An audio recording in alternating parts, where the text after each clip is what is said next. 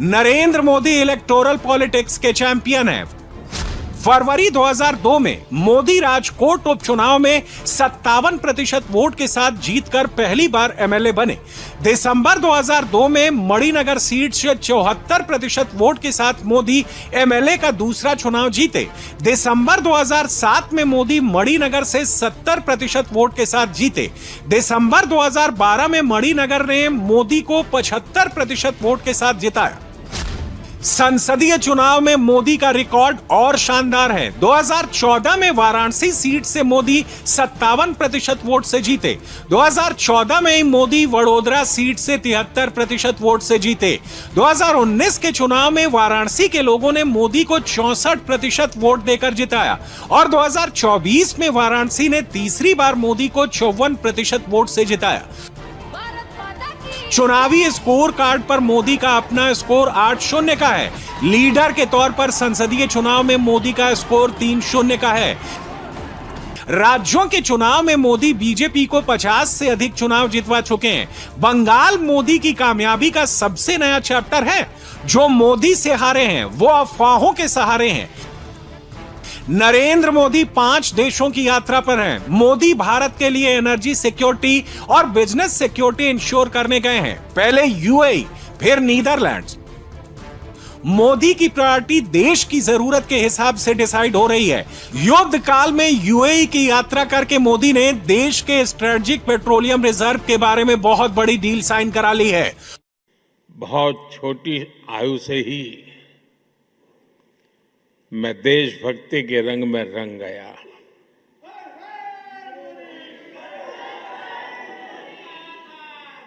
आप ही मेरा परिवार बन गया। स्व से समष्टि की ओर चल पड़ा। अहम से वयम का रास्ता चुन लिया।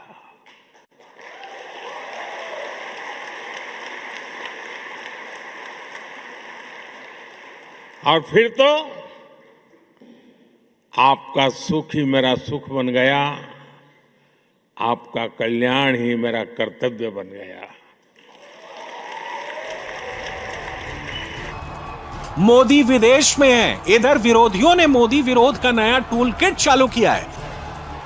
मिडिल ईस्ट संकट के बीच भारत में पहली बार पेट्रोल और डीजल के दाम में 3-3 रुपए प्रति लीटर की बढ़ोतरी की गई, तो विरोधी दलों ने पैनिक क्रिएट करने का नया खेल शुरू कर दिया। ओडिशा में रातों रात ऐसी अफवाह फैलाई गई कि पेट्रोल पंपों पर लाइन लग गई। क्या कार और क्या बाइक, हर कोई तेल भरवाने के लिए पेट्रोल पंप पर चला आया। हालत यह हो गई कि ट्रैफिक जाम लग गया। भुवनेश्वर के पेट्रोल पंपों पर गाड़ियों की लंबी कतारें लग गईं। तेल खत्म ना हो जाए, इससे बचने के लिए कुछ पेट्रोल पंप वालों ने 200 रुपए की लिमिट लगा दी। इससे अफवाह और तेजी से फैली। सरकार पहले ही कह चुकी है कि देश में पेट्रोल, डीजल या गैस का तत्काल कोई कमी नहीं है। प्रधानमंत्री की अपील पर मंत्री और मुख्यमंत्री अपने काफिले की साइज छोटी कर रहे हैं।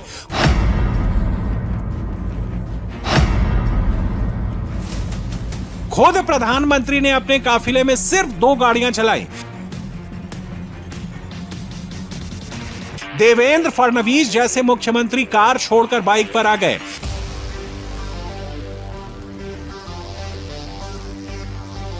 दिल्ली सरकार ने 2 दिन का वर्क फ्रॉम होम घोषित कर दिया है। राज्य के मंत्री कार पूल कर रहे हैं। मगर मोदी के विरोधी पैनिक फैला रहे हैं। वो पेट्रोल और डीजल के संकट वाले स्क्रिप्ट लिख रहे हैं। इसके लीडर राहुल गांधी हैं। राहुल गांधी जब ये लिखते हैं कि वसूली किश्तों में की जाएगी, तो इसका मतलब पब्लिक को यह मैसेज देना होता है कि पेट्रोल और डीजल के दाम अभी और बढ़ने वाले हैं। राहुल के इसी मैसेज से कंफ्यूजन फैला है। नेता प्रतिपक्ष ने यह मैसेज तब किया जब मोदी विदेश में है। नरेंद्र मोदी ने बैक टू बैक 2 दिन तेल बचाने और 1 साल तक सोना नहीं खरीदने की अपील की। इसके बाद सरकार ने पेट्रोल और डीजल के दाम में 3 रुपए प्रति लीटर की बढ़ोतरी कर दी। सीएनजी की कीमतों में 2 रुपए प्रति किलो की बढ़ोतरी की गई। सरकार ने सोना पर इंपोर्ट ड्यूटी 6% से बढ़ाकर 15% कर दिया। गोल्ड इंपोर्टर के लिए 100 किलो गोल्ड की लिमिट तय कर दी गई। ज्वेलरी एक्सपोर्टर के लिए मिनिमम 50% एक्सपोर्ट की शर्त लगा दी गई। वित्तीय वर्ष 2025-26 में भारत ने 122 अरब डॉलर का क्रूड ऑयल इंपोर्ट किया। इस दौरान भारत ने करीब 72 अरब डॉलर का सोना विदेश से मंगाया। युद्ध से क्रूड और गोल्ड दोनों महंगा हुआ, जिससे इस साल इंपोर्ट बिल 1.5 गुना तक होने का अंदेशा है। मोदी के विरोधी कहते हैं कि जब प्रधानमंत्री को मुश्किल वक्त का पता था तो भी उन्होंने बंगाल चुनाव हो जाने का इंतजार क्यों किया। ईरान अमेरिका युद्ध के दौरान ही दूसरे देशों ने अपने अपने यहां तेल बचाने के उपाय किए, मोदी ने देरी क्यों की? इन सवालों का जवाब मोदी की यूएई यात्रा में है। 12 साल में 8वीं बार मोदी यूएई यूं ही नहीं गए। मोदी ने यूएई से कई अहम समझौते किए हैं। यूएई सऊदी अरब के नियंत्रण वाले ओपेक से बाहर निकल गया है। यूएई अब तेल और गैस का स्वतंत्र खिलाड़ी बन गया है। यूएई का फुजैरा पोर्ट ओमान की खाड़ी में है। फुजैरा पोर्ट पर स्ट्रेट ऑफ हॉर्मुज की नाकेबंदी का असर नहीं है। यूएई का एडनॉक भारत के स्ट्रेटेजिक पेट्रोलियम रिजर्व में 3 करोड़ बैरल का योगदान देगा। भारत में तेल का संकट नहीं है। भारत में फिलहाल गैस का भी संकट नहीं है। सप्लाई लाइन सुधार ली गई है। संकट भुगतान का है, वो भी आज नहीं आगे का है।